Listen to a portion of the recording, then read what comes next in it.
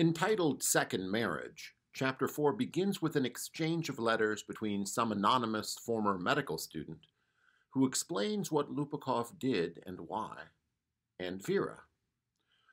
Lopukhov was motivated by Vera's well-being, and he became liberated from any compulsion through liberating her.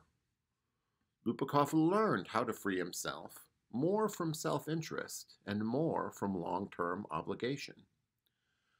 Vera then writes back, explaining her own ideal of personal autonomy, and Kirsanov writes a short letter seconding her emotions.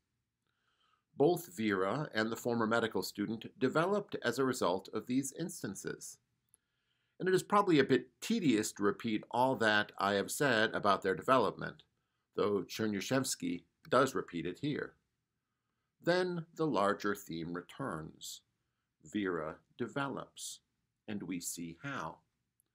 First, in section 4 of chapter 5, she establishes another workshop. Second, in chapter 4, section 5, her love with Kirsanov grows in the proper way. They hold on, but loosely. But all is not necessarily well.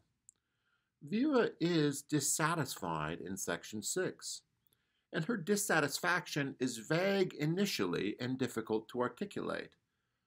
But then we see it as the feminist dissatisfaction. She is always dissatisfied with herself, but only by comparison between her and her husband. Then there flashed before her mind the precise word, difference, an offensive difference.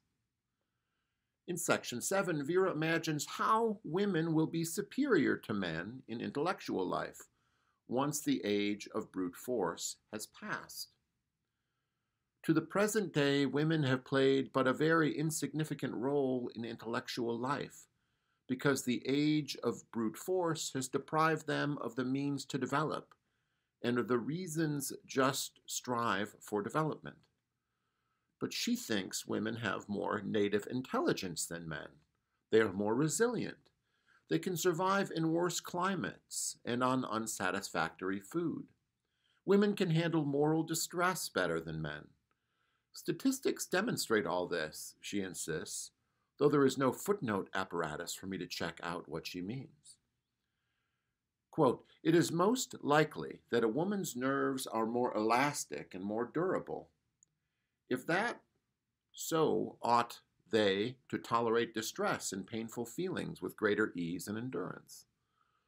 Only the prejudice in favor of men has kept women down.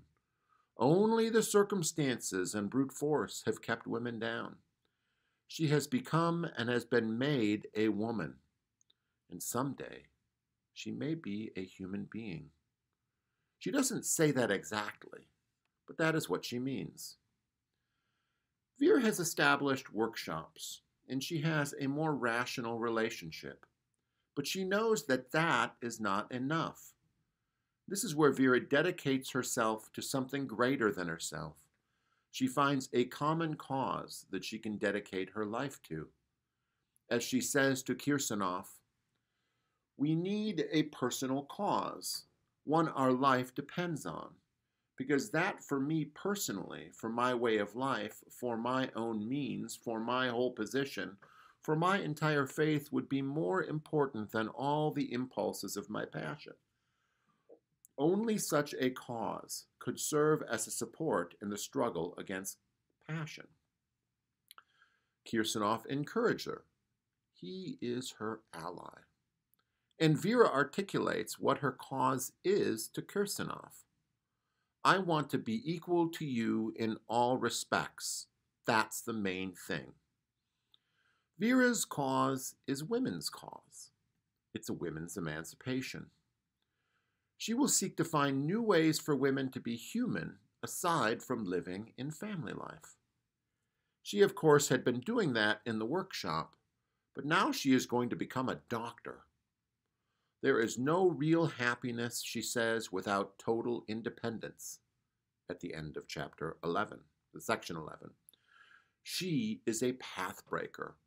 She is going to prove that women can study medicine, that they have the brains, nerves, and heart to do it.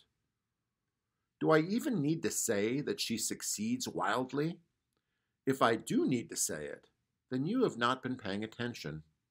She succeeds wildly. She even has a child. The child makes a brief appearance in the novel on page 350. It kind of sneaks in there. And Sasha, the child, doesn't appear much again. Vera has a career that provides her complete independence, and she has a child. What happiness. How does she accomplish both? It is not hard for Vera. She picks up her work when she wants. She takes care of the child if she wants. Rather, it seems that Vera and Kirsanov are at the center of a large circle of young families who live harmoniously and happily together. They sing together. They read poetry. They give parties together. They dance. They live in an animated way. They are, as Chernyshevsky says, contemporary people, beautiful people. The more they live together, the closer their relationship is. All acknowledge the freedom of everyone else. All recognize their friend's right to spurn friendship. Everyone is completely honest with everyone else. They are not like the people of our world, our antediluvian world. They live poetically and honestly and passionately in common with one another. No one relies on anyone else. All are completely independent, and their independence is acknowledged and supported by everyone else. Real love begins when people live together, Vera says. They live together by casting off all reliance on other people. Then their nerves grow strong and constant, and everything develops inside of them, intellectually and morally. As she says, love consists of promoting someone else's development and of developing oneself. Only a man who helps his beloved wife rise to independence truly loves her. In this context, Vera has her fourth dream. It is a long dream, relayed in 11 sections. The theme of it is that the old woman concerned with family is dying away, and a new woman living in a crystal palace and feasting on progress is rising. There is poetry. There is a history of woman, beginning with the Greeks, going through the Christian view, and culminating with the modern woman who is the first woman who really exists. Before the new woman arose, women were admired for their beauty and worshipped. But eventually, the goddess of equal rights is what makes women perfect and independent, or at least better. This dream unfolds in 11 parts, as I say. Part 7 is where the revolution happens. There are no words in Part 7. It seems that Vera lives and aspires to be only in Part 6, the time of equal rights between lovers. Parts 8 through 11 are the new woman, a world of communal, total transparency, greater technology, where each and every person has complete free will. The rest of the chapter shows Vera and Kirsanov moving toward this new ideal. They establish the new workshop. They begin to combine themselves for the purposes of consumption in the workshop. The people in the workshop will produce together, and they will buy together, and they will live together. This is Vera's fourth dream in its embryonic form. Chapter 4 gives an account of the development of human relations over time. In order to make the human perfection possible, new institutions will arise. In order to overcome particular interest and dependence, a more perfect commune where everyone contributes to the common must arise. There is nothing but retrograde passion that gets in the way. What we consider human nature, the crooked wood of humanity, it's just a vestige of an older age. Right around the corner, I see a new and better world. Could this world arise? Perhaps we need to test that proposition. Perhaps the best way of doing that would be to see if Vera and Kirsanov have really overcome their previous attachment to Lopukhov.